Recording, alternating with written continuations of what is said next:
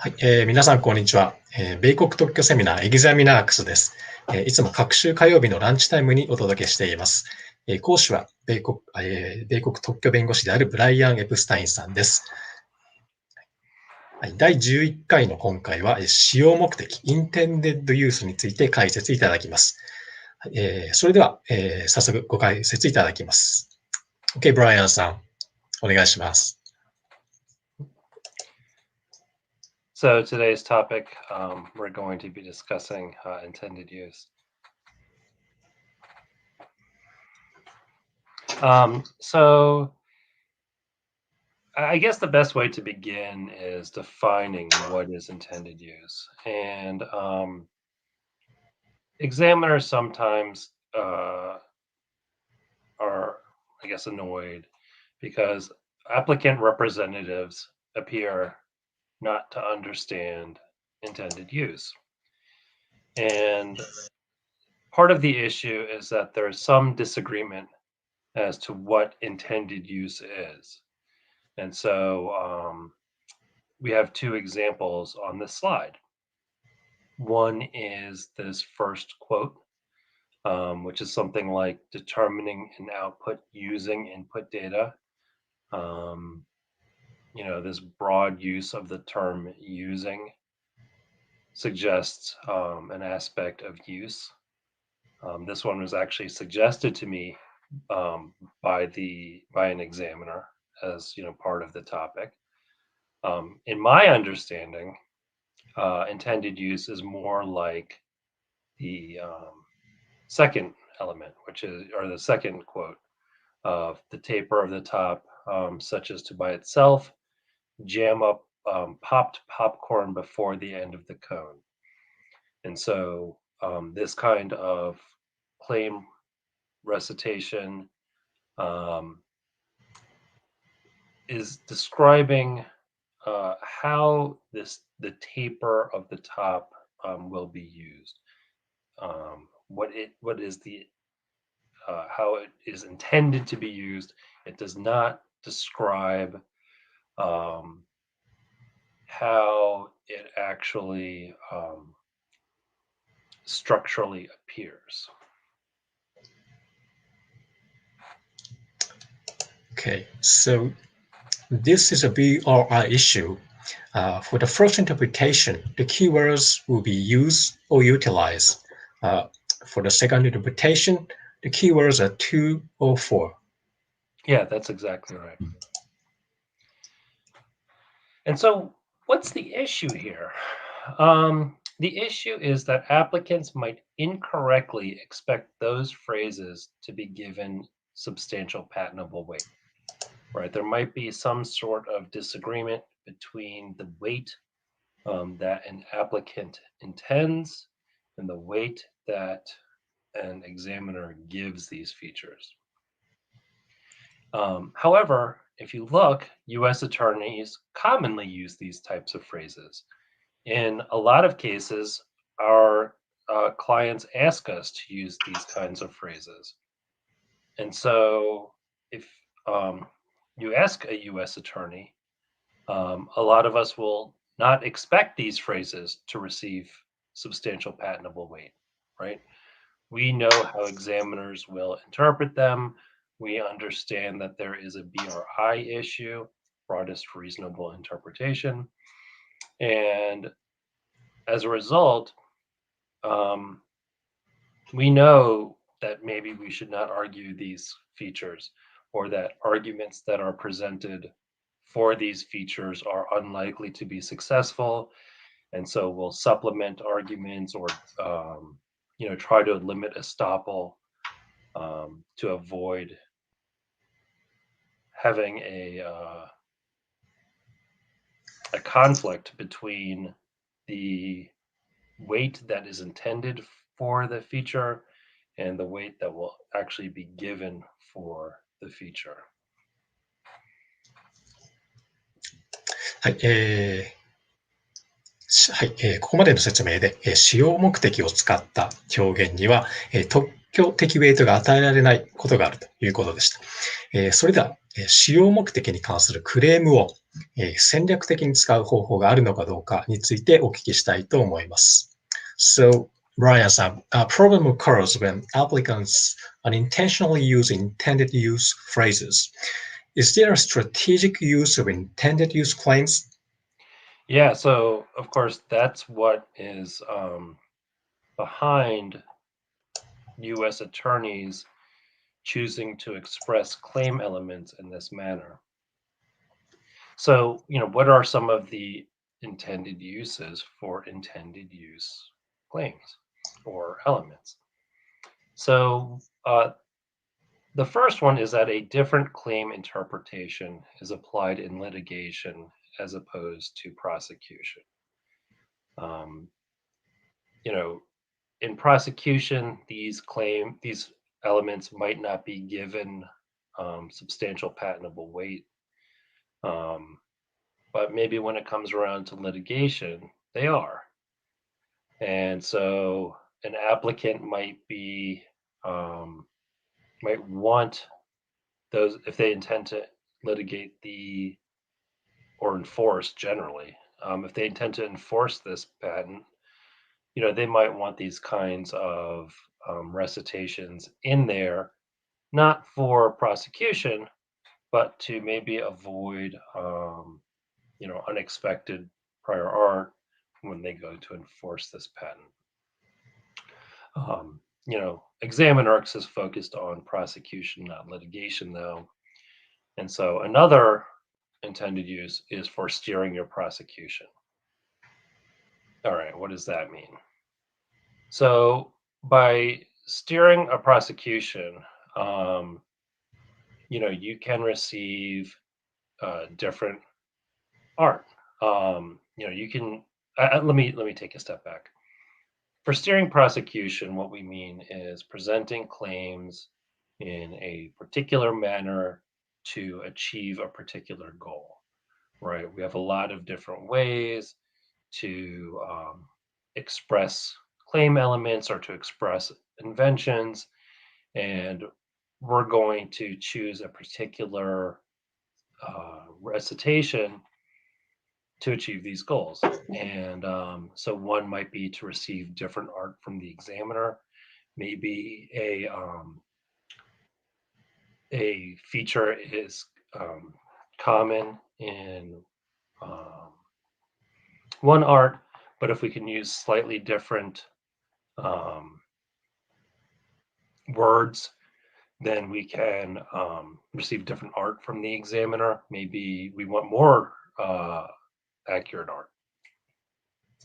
Maybe we can guide the prosecution to a different art unit or to a different examiner. Maybe we want to avoid the business method art units. And so we're going to use intended use to shift our art unit or technology center from business methods to, for example, computer networking or, operations performed on a single computer. Pardon me. And by that same logic, we can also avoid problematic examiners, right? Because examiners will concentrate on particular technologies, and maybe we only need to nudge the claim slightly to get to a different, more agreeable examiner. In addition, we can also create a cross-disciplinary search of dependent claims with independent claims. Um, what do I mean by that? So the advantage to this type of cross-disciplinary search is, maybe we have something like a semiconductor, a semiconductor, and we can express elements of it purely in the electrical domain, where we talk about, electrons moving through, or maybe we talk about, just P wells or N wells generally. And then maybe we can go into the dependent claims and start defining relationships chemically. We start saying like, oh, it's implanted with boron in particular. And as a result, we have some sort of conflict again between our independent claim, which might be purely mechanical or electrical, and a dependent claim, which might be chemical. And so the advantage there might be that an examiner that is familiar with, semiconductors on the electrical side might find that features directed to chemical aspects are allowable, right? Maybe they don't know that those are common. Um, maybe, or maybe they do know that they're uncommon, would be even better, right? We're not trying to necessarily trick the PTO, but examiners are not necessarily familiar with different art, and they might approach it differently. And we just want to achieve the best goal for our clients.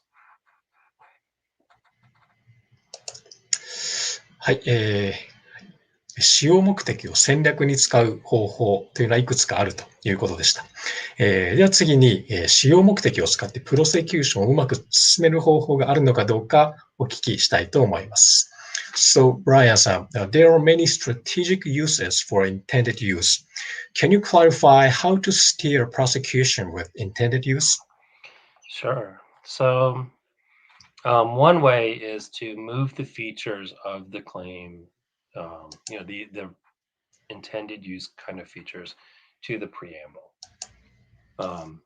As many people know, the preamble is not always given patentable weight in the United States.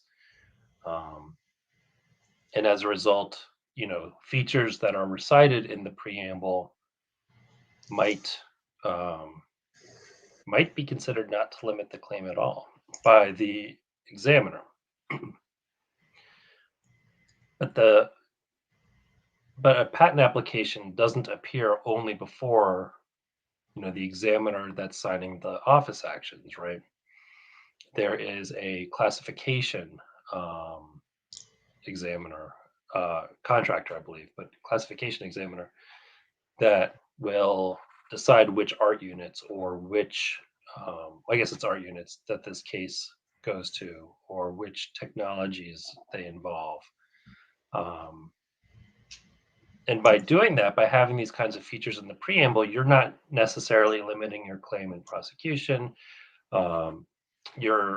You might not be limiting your claim in litigation, and that's fine because your goal is just to get to a different examiner, just to get to a different art unit. These elements, of course, can still be in the body of the claim, and an examiner might not give them patentable weight. And that's fine because, again, we don't expect them to.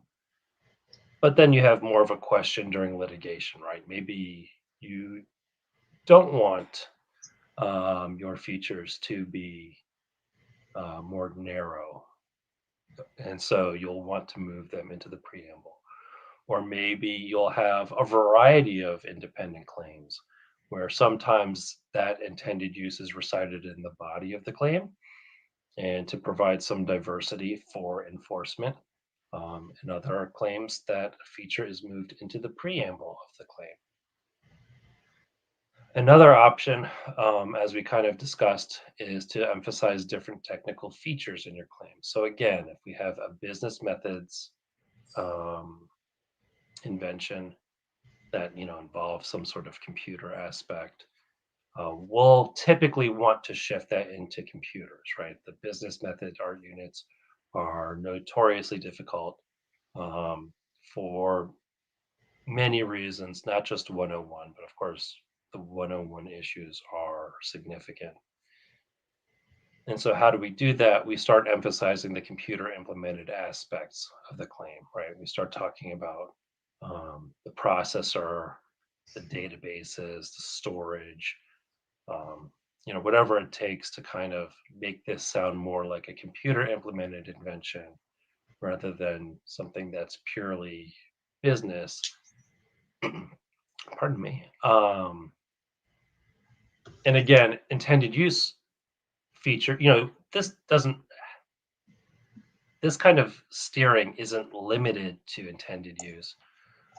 You can do it in other types of claim recitations. But the advantage of intended use, of course, is that they're not necessarily given patentable weight, right? These are features that might perform a function in your claim that might not limit it as much as something else. And so that's where the real power of these features is. Same idea with this mechanical example, right? So we have a case that's, some sort of mechanical materials aspect. And so we're going to instead emphasize the chemical side